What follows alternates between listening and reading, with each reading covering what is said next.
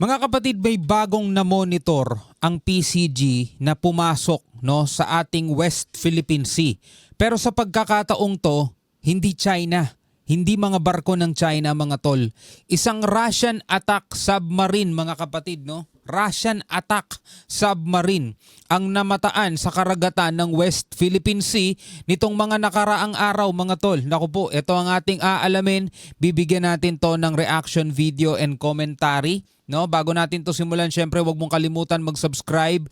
Click mo na rin ang notification bell para ma-notify ka pag may mga bago tayong reaction video tulad nito. Samahan ninyo ako, mga tol, sabay-sabay nating panoorin to at pwede ka rin magbigay ng komentaryo sa comment section sa ibaba. Huwag na natin patagalin pa, panoorin na natin to, mga tol, mula sa PTV Philippines. Namataan ang isang Russian attack submarine sa karagatan ng West Philippine Sea nitong nakaraang mga araw. Ayon sa mga nakakita, ang underwater vessel ay ang Russian Navy UFA, isang uri ng Kilo 2 class diesel electric submarine.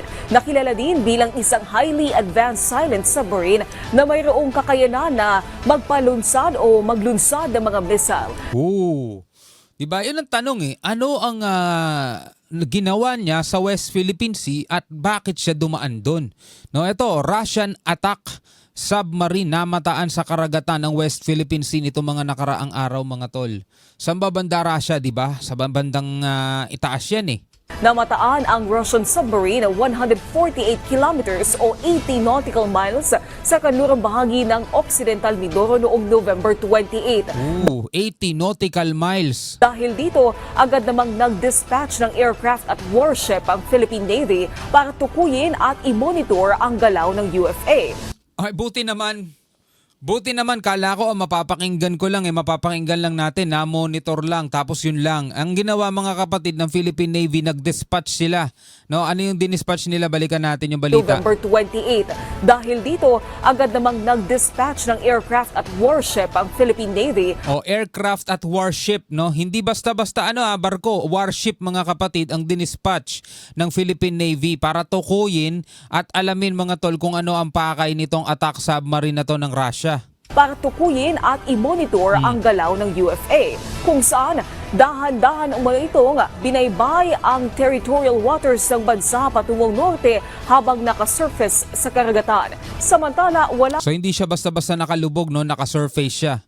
Medyo may nakalitaw na bahagi yon, mga tol, nasa ibabaw lang siya. Ang bansa patungong norte habang nakasurface sa karagatan. Samantala, wala pang opisyal na pahayag ang mga otoridad hinggil sa naturang pangyayari at naging pakay ng Russian submarine sa pagdaan sa West Philippine Sea. Ito, mga tol, sa ibang mga balita naman tayo, about pa rin dito sa balitang to, sa Russian attack submarine sa West Philippine Sea. Ang sabi nga rito ni President Marcos, very concerning.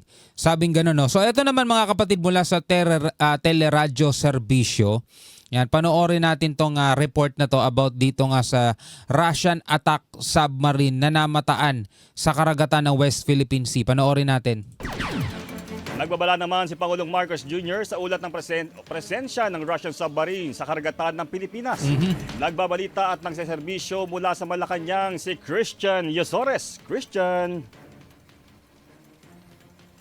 Jeffrey, kakausap ni Pangulong Ferdinand Marcos Jr. ang militar para malaman ang mga detalye sa ulat ng isang Russian attack submarine sa West Philippine Sea. Sa isang ambush interview sa Marikina, sinabi ng Pangulo na very concerning o lubhang nakababahala ang ulat na may presensya ng isang attack submarine sa karagatan ng Pilipinas. Yeah, very concerning ang ulat na yon, mga tol. Pero kailangan na malaman natin at malaman natin, mga kapatid, kung ano ang pakay ng attack submarine na yan ng Russia at bakit siya napadpad sa West Philippine Sea. Pwede naman siyang dumaan sa South China Sea, walang problema yan, mga tol. Pero 80 nautical miles mula dito sa may Mindoro, mga tol. So napakalapit lang nun. Nasa loob siya ng within 200 nautical miles exclusive economic zone natin Ayon kay Pangulong Marcos Jr., nakababahala ang anumang intrusion o panghimasok sa teritoryo, lalo na kung pasok sa exclusive economic zone at baselines ng Pilipinas. That's very concerning. Any intrusion into the West Philippine Sea of our EEZ or of our baselines is very worrisome. So, very worrisome, yun ang sinabi niya. yes, it's just another one.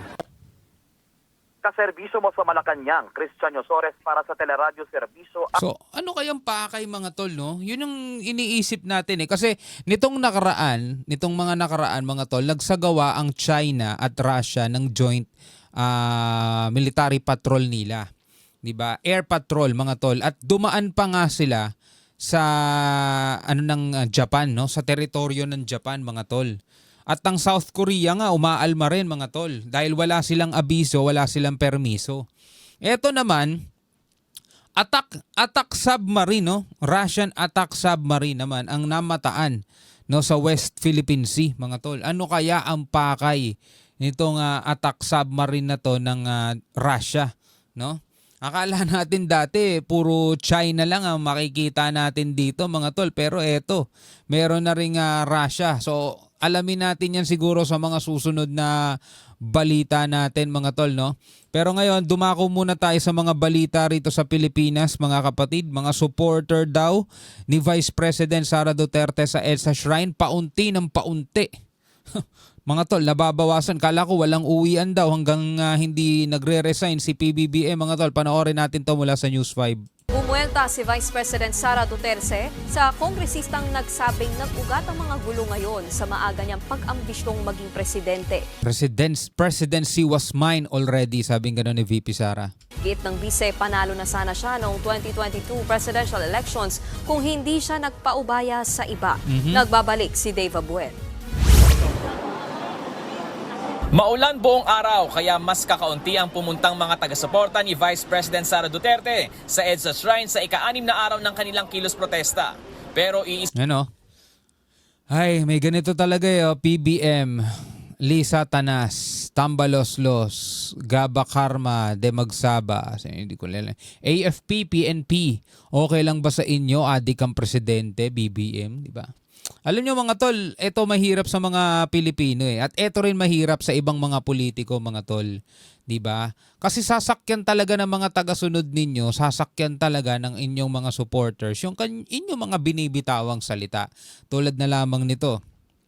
Diba? Nagsimula to mga tol, panawagan to ni dating Pangulong Duterte. Diba? Ito yung panawagan niya, may video yun mga tol. Ngayon, eto na, ginagamit na ngayon ng kanilang mga supporters. Okay lang ba sa inyo, adik ang presidente, BBM? Diba? Hindi natin alam kung meron silang rito eh, kung meron silang, ang tawag dito, liability, diba? Criminal liability yung pagsasabi ng ganyan sa isang tao. Kasi bago ka magsabi ng ganito, kailangan meron kang matibay na pruweba para talaga mahusgahan mo yung isang tao. Hindi sa pagtatanggol natin mga tol. Kasi ang nakakaano lang mga tol, masakit sa mata yung nagpapagamit ka sa interes ng mga politiko. Yun ang masakit sa mata mga tol, nagpapagamit sila sa interes eh. Kasi itong mga ganitong pahayag yan ng mga sinusuportahan nila eh. 'Di ba? Asan yung nila diyan, 'di ba? Yung ebidensya nila. Kailangan muna nilang patunayan 'yan. isa pa rin daw ang panawagan nila. 'Di ba? Nananawagan sila sa AFP at PNP, 'di ba? Itigil lang nila yung panggigipit kay VP Sara. Sa harap na lang ng katabing mall sila pinayagang magtipon-tipon dahil sa reklamong ingay. Pati kasi ang operasyon ng simbahan sa EDSA Shrine, apektado na. Nagmimisa kami, sila naman ay sumisigaw doon sa labas. Hindi sila suportado ng simbahang Katoliko mga tol. Wala nung panahon ni Duterte dati, minura-mura niya yung minura-mura niya yung simbahan, 'di ba? Hindi ito katulad nung unang EDSA 1 na talagang pati mga madre, 'di ba? Alam mo 'yun. Konti yung nagsisimba.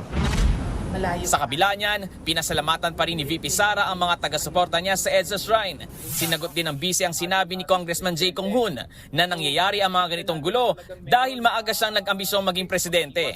Pero sagot dyan ng pangalawang Pangulo, unang-una, the presidency of 2022 was mine already. Na nanalo na ako sa surveys, lahat ng tao solid na, united na for my candidacy. Pero I gave it away because I felt I had to do some other things other than being president. muli ring iginit ni VP Sara na pamumulitika lang ang ginagawa ngayon ng Kamara. So, wag nila akong i-gaslight into saying na ako po ang dahilan ng kaguluhan na ito. Pero imagine nyo mga tol, no, if ever na yung sinasabi rito ni VP Sara na hindi niya ipinamigay yung presidency kay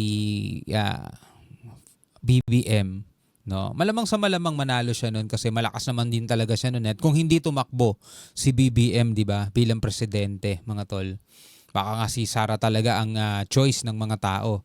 Pero if ever no si VP Sara ang maging president, siguro wala tayong problema ngayon sa West Philippine Sea. Same pa rin tulad ng dati no sa tatay niya. Tropa natin yung Incheck, tropa natin yung China, di ba? Wala sigurong mga nangyayaring harassment, 'di ba? Wala sigurong maritime zone law ngayon, mga ganung mga bagay, 'di ba? Anyway, 'yun lang naman ang napansin natin kasi alam naman natin masyado silang malapit no sa China kasi eto mga tol kapag may mga nangyayaring pangharas sa China, ng China rito sa West Philippine Sea, pag may mga nangyayaring water cannon at in-interview si VP Sara, no comment. No comment siya about doon. Ayaw niya magsalita. Kahit na VP siya. Tapos kapag may mga pagdiriwang ang China dito sa Pilipinas, mga tol, meron siyang laging video greetings at nagsasalita rin siya ng Chinese, 'di ba? At 'yun talaga ang pakita, mga kapatid, o patunay na malapit ang pamilya Duterte, mga tol, dito sa China, which is nothing wrong naman, nothing wrong. Basta hindi lang sana nasasagasaan yung interest ng ating bansa. Anyway, yun ay aking opinion lang naman. Pwede kayong magbigay ng komentaryo ninyo sa ibaba. Hanggang sa muli mga tol, ako nga pala si Shobaldi. Peace out.